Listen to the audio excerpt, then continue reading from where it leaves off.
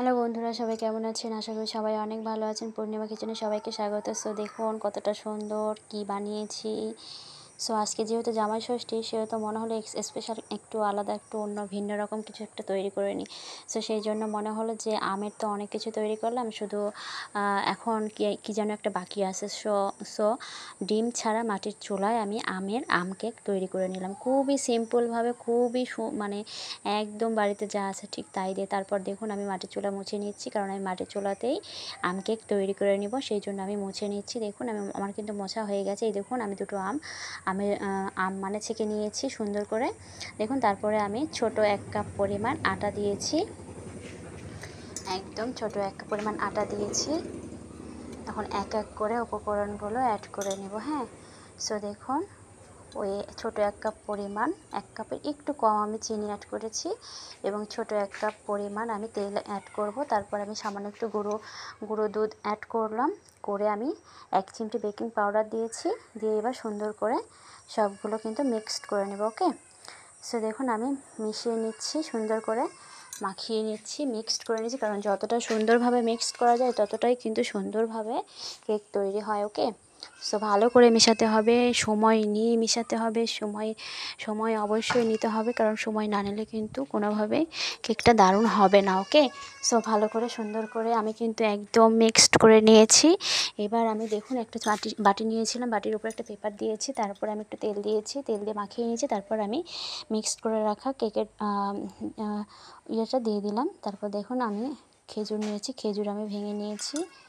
এই খেজুর আমি সুন্দর করে ভেঙে নিয়েছি। ঠিক আছে, ভেঙে নিয়ে আমি কেকের ওপর সুন্দর করে সাজিয়ে নিচ্ছি।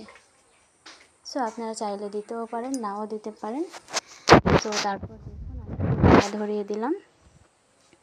এই যে চুলা ধরিয়ে দিচ্ছি, চুলায় আমি মাটির চুলায় আম কেক তৈরি করে নিচ্ছি। দেখুন কতটা সুন্দর এবং কম সময়ের মধ্যে এই কেকটা তৈরি করা যায়। সো আমি চুলাটা ধরিয়ে নিচ্ছি। আপনারাও কিন্তু বাসায় এই সামান্য উপকরণ দিয়েই আপনারা আম কেক তৈরি করে নিতে পারেন। কোনো কিছুই কিন্তু ভেজাল নেই এখানে। ঠিক আছে, সবই অর্গানিক। সো দেখুন আমি কড়াইয়ে জল দিয়েছি, তারপর একটা স্ট্যান্ড বসিয়েছি, তারপর আমি কেকের বাটিটা বসিয়ে দিয়েছি। এবার আমি সুন্দর করে ঢেকে দেব। সো আমার ঢেকে দেওয়া হয়ে গেছে। দেখুন, দেখতে থাকুন, আর অবশ্যই পূর্ণিমা কিচেনের সঙ্গেই থাকবেন বন্ধু।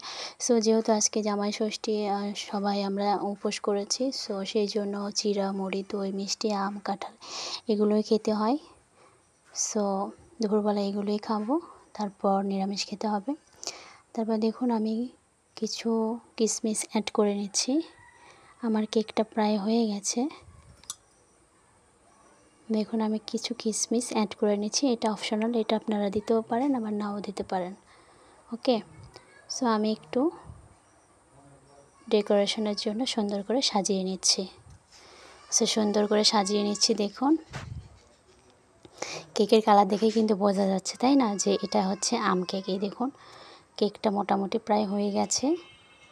এই দেখুন, দেখতে থাকুন, আর পূর্ণিমা কিচেনের সঙ্গেই থাকবেন বন্ধুরা। সো সবাই মিলেমিশে কাজ করে আমরা এগিয়ে যাব। সো এই দেখুন আমি এবার নামিয়ে নিয়েছি, এবার আমি খুলে নিচ্ছি, পেপারটাকে খুলে নিচ্ছি। দেখুন আমার কিন্তু খুলে নেওয়া হয়ে গেছে। এবার আমি কেটে নিচ্ছি একটি ছুরির সাহায্যে। সো কতটা সুন্দর হয়েছে আম কেক দেখুন বন্ধুরা, কালারটা কিন্তু একদম জাস্ট ওয়াও এসেছে, তাই না? সো কি দারুণ হয়েছে একবার দেখুন বন্ধুরা। আমার কাছে তো খুবই ভালো লাগছে। সো আপনাদের কাছে কেমন লেগেছে অবশ্যই কমেন্ট করে জানাবেন বন্ধুরা।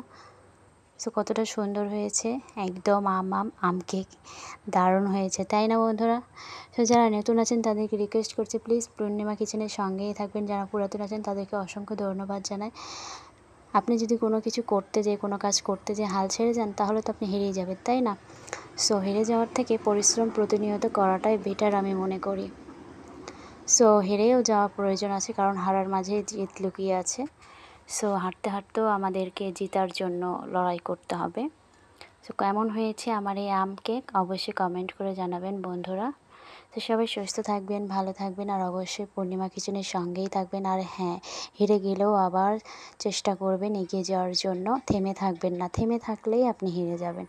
সো যতক্ষণ না আপনি সফলতা না পান ততক্ষণ লেগেই থাকবেন, আর সফলতা পেলেও হাল ছাড়বেন না, সফলতা পেলেও আপনি হাল ধরে থাকবেন, না পেলেও হাল ধরে থাকবেন।